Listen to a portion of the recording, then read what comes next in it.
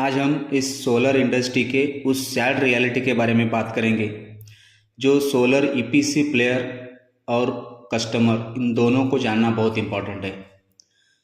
क्योंकि जब से ये पीएम सूर्यघर योजना लॉन्च हुआ है तब से लेके आज तक इस सोलर इंडस्ट्री में जो बदलाव आए हैं, टेम्पररी बदलाव, उसके बारे में हम बात करेंगे।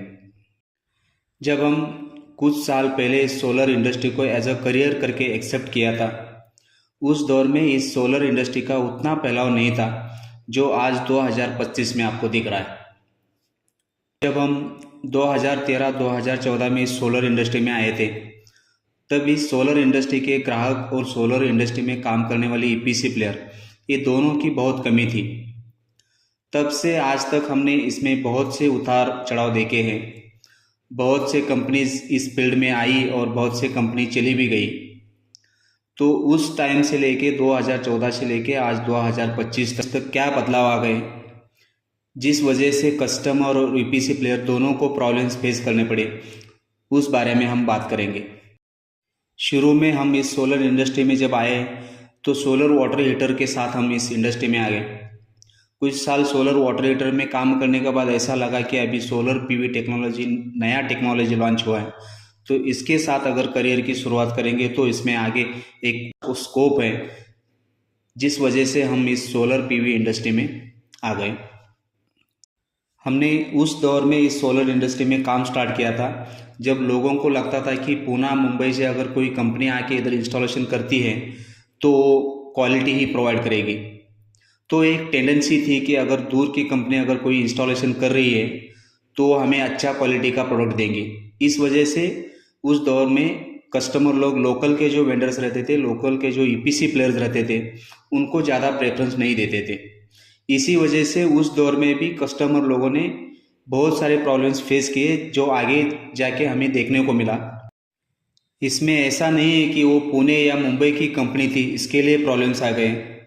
एक्चुअली प्रॉब्लम्स इसके लिए आ गए कि डिस्टेंस मैटर करता है।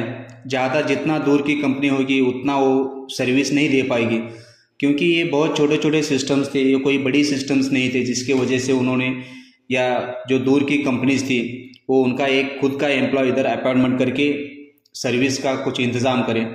क्योंकि ये छोटे छोटे सिस्टम की वजह से ये कंपनियाँ उनको सर्विस नहीं दे पाई। तो इसी सर्विस ना देने के वजह से कस्टमर का एक टेंडेंसी बन रहा था कि सोलर सिस्टम एक्चुअली काम नहीं करता है। इस वजह से उस दौर में कस्टमर इसको निगेटिवली देख रहे थे। तभी एक बदलाव आ गया है कि ज़्यादा दूर की कंपनी या पुणे या मुंबई से आने वाले जो कंपनीज थे, उसको यहाँ के लोकल कस्टमर जो थे वो डिनाई करना शुरू हो गए। क्योंकि ये मार्केट में फैल गया था कि ज़्यादा दूर की कंपनीज जो है वो आते तो है बिठाने के लिए, लेकिन आफ्टर इंस्टॉलेशन सर्विस ये नहीं दे पाते हैं। इस वजह से कुछ साल जाने के बाद लोकल के जो कस्टमर्स है वो ज़्यादा दूर से आने वाले कंपनीज को ऑर्डर नहीं दे रहे थे। और इसमें ऐसा भी नहीं कि ज़्यादा दूर से आने वाली कंपनी सर्विस ही नहीं दे पा रहे थे, दे रहे थे, लेकिन वो बड़े बड़े सिस्टम्स जो इंडस्ट्रियल एरिया में जो सिस्टम लगते थे, बड़े बड़े 100 किलोवाट, 200 किलोवाट, 50 किलोवाट, वैसे सिस्टम को वो सर्विस दे पा रहे थे, लेकिन डोमेस्टिक लेवल में जो सिस्टम बैठ रहे थे उनको वो सर्विस नहीं दे पा रहे थे। इस वजह से डोमेस्टिक कंज्यूमर का एक टेंडेंसी बन रहा था कि सोलर सिस्टम काम नहीं कर रहे हैं। और इसमें जो बाहर की कंपनीज आके यहाँ ऑर्डर लेती थी, उन कंपनीज को इंस्टॉलेशन सपोर्ट या सर्विस सपोर्ट कौन देते थे? लोकल के ही लोग थे जो हम जैसे इस सोलर फील्ड में काम करते थे। हमने खुद भी ऐसे बहुत सारे कंपनी के इंस्टॉलेशंस करके दिए हैं जिन्होंने यहाँ लोकल के ऑर्डर्स लिए थे। अगर हम एग्जाम्पल के तौर पे देखेंगे तो 2018 में हमने एक बहुत बड़े कैपेसिटी का सोलर सिस्टम भारतीय विद्यापीठ के कैंपस में बिठाया था। और इस सिस्टम का टेंडर महाराष्ट्र की नहीं तो महाराष्ट्र के बाहर की कंपनी थी जिसने इस टेंडर को लिया था।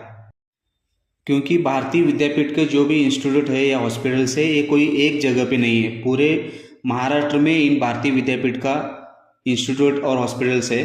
इस वजह से इस बड़े पैमाने पे एक टेंडर हुआ था, जिसका टेंडर आउट ऑफ महाराष्ट्र के कंपनी ने लिया था, जो डायरेक्टली यहाँ आके सोलर सिस्टम एग्जीक्यूट नहीं कर सकती थी, इंस्टॉल नहीं कर सकती थी। इसलिए उन्होंने लोकल वेंडर को चुना जो इस सिस्टम को एग्जीक्यूट कर सकते हैं। और इसी लोकल वेंडर के रूप में एक मुंबई की कंपनी थी जिसको इस कंपनी ने चुना, और जिस मुंबई के कंपनी को इन्होंने चुना उनके पास भी उतना मैन पावर नहीं था कि वो लोकली या सभी जगह जाके सिस्टम एग्जीक्यूट कर सके। इसलिए इस मुंबई के कंपनी ने भी जहाँ जहाँ पे इस भारतीय विद्यापीठ के इंस्टीट्यूट या हॉस्पिटल्स है वहाँ के लोकल वेंडर जो इस सोलर में काम कर रहे हैं उनको इस काम का टेंडर दे दिया। इस वजह से हमें इस सांगली प्लेस के लिए उस मुंबई के कंपनी के द्वारा चुना गया था। कहने का मतलब ये है कि उस दौर में भी जिन्होंने सोलर को एज अ करियर करके चुना था, उस दौर में भी उनको स्ट्रगल था, उनको दिक्कत आती थी, उनको प्रॉब्लम्स फेस करने पड़ते थे। आज भी सेम वही दिक्कतें हैं, वही प्रॉब्लम्स है, सिर्फ उसका स्वरूप बदल गया है। जब से पीएम सूर्यघर योजना लॉन्च हुई तब से डोमेस्टिक सेक्टर में, मतलब डोमेस्टिक कस्टमर के जो रिक्वायरमेंट्स है सोलर को लेके वो बढ़ गई। इसी के चलते डोमेस्टिक सेक्टर का स्कोप देखते हुए इसमें बहुत सारे नए वेंडर्स जुड़ गए जो आने वाले दिनों में कस्टमर्स के लिए दिक्कत क्रिएट कर सकते हैं। अभी ये कौन नए वेंडर्स है जिसके वजह से आने वाले दिनों में कस्टमर को प्रॉब्लम फेस करना पड़ेगा, उसके बारे में हम अगले वीडियो में डिटेल से जानते हैं। धन्यवाद।